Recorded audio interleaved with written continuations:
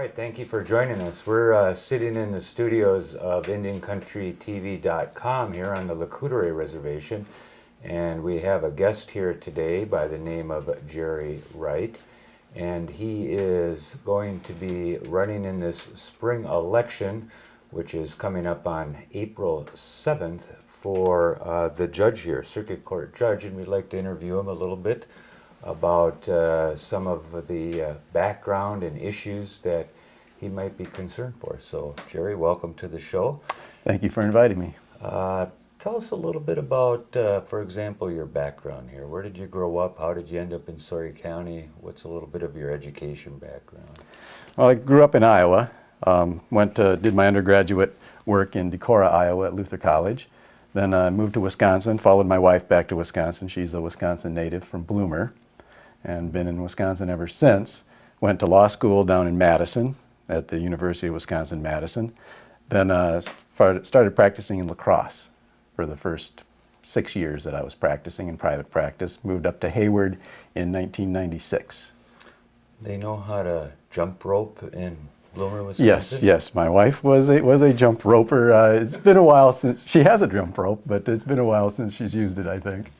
And you're a practicing attorney? Yes. When I first moved up to Hayward, I was still in private practice, and then in 2001, I was recruited by the Public Defender Agency to be a public defender up here, and took that job. That's 7 years now, and cover 3 counties: Washburn County, Burnett County, and Sawyer County. Tell us a little bit about why you're inspired to run for Circuit Court Judge here in Sawyer County. What's a little bit of the background that is the drive for you wanting to obtain that position? Well, when the position became open, when Judge Yackel announced his retirement, talked to a number of other attorneys in the area, tried to talk to some people who were more qualified, more experienced than me to run. Wasn't able to do that. They talked me into running instead. It's kind of a way to give back to the community. It's a civil responsibility. Okay, and it's not very often. We're out on the reservation. We're doing an Indian television program. Frankly, it's hard for me to remember the last time one of the local candidates, and there has been some, but it's fairly infrequently, have actually travel out to the reservation to try to meet with people. Tell me a little bit about what you're doing in the community out here. Why did you come out here? Where are you engaging in the community? Well, as assistant state public defender, I'm out on the res once a month.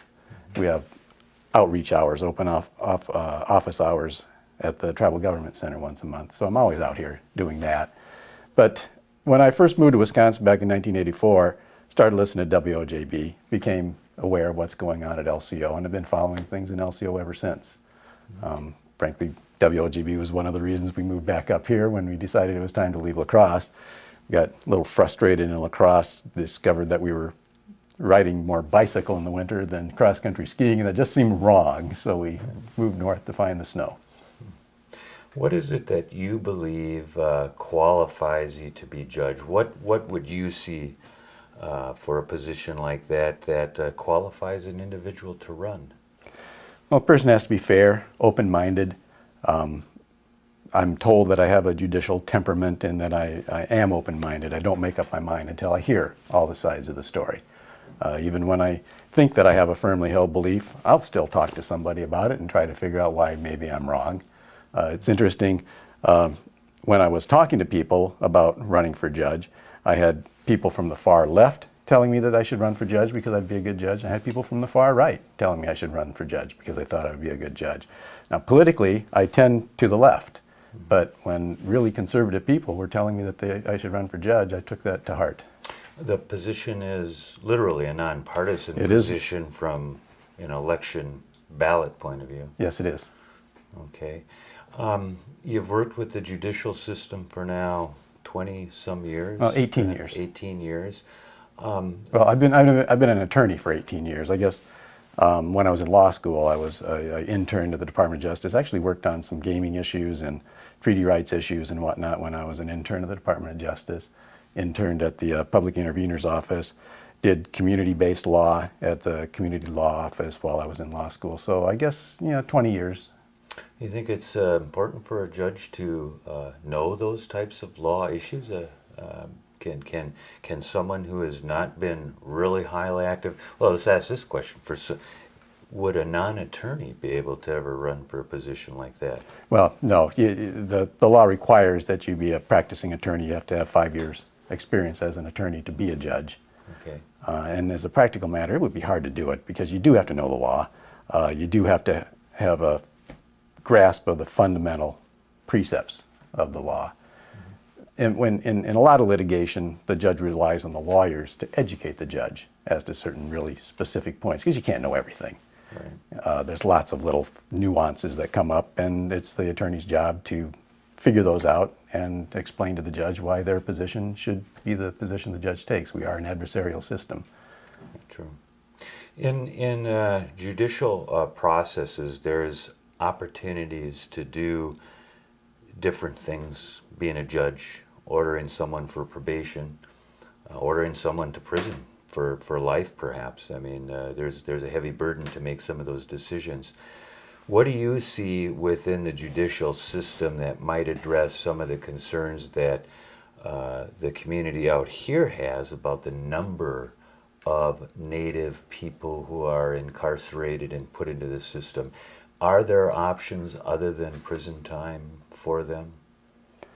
Well, there's certainly options. When a person is convicted of a crime, a judge always has to consider probation and non-incarceration dispositions. It's actually a requirement. It's built right into the statutes.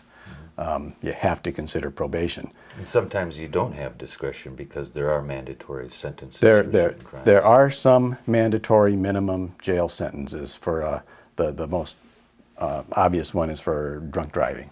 For all criminal drunk driving offenses, there's mandatory minimum amount of jail that a person has to do. And there are sentencing guidelines that have to be adhered to. Each judicial district is required by the legislature to enact sentencing guidelines for OWIs, and the judge has to follow those in those cases. Or if the judge doesn't, the judge has to state the reasons that those guidelines aren't being followed in that particular case on the record so that they can be reviewed by a court of appeals in case somebody thinks that it wasn't the proper thing to do. There's been times when individuals running for judgeships have basically said, I'm going to crack down hard, I'm going to put people away, and Wisconsin has a prison population of twice that of Minnesota nowadays. We seem to have had an administration for a number of years that was into building lots of prisons and filling them. Is that something that you see as a legitimate direction to go in, that we need to put more people away? I hate incarcerating people. Some people have to be incarcerated, frankly, to protect the rest of us. But in Wisconsin, there has, as you indicate, there's been a drive to incarcerate more and more people. Wisconsin leads the nation in its rate of incarceration. And Sawyer County is, the last records I looked at in 2006, we rank 18th out of 72 counties in terms of the number of people per capita that are in the state prison system.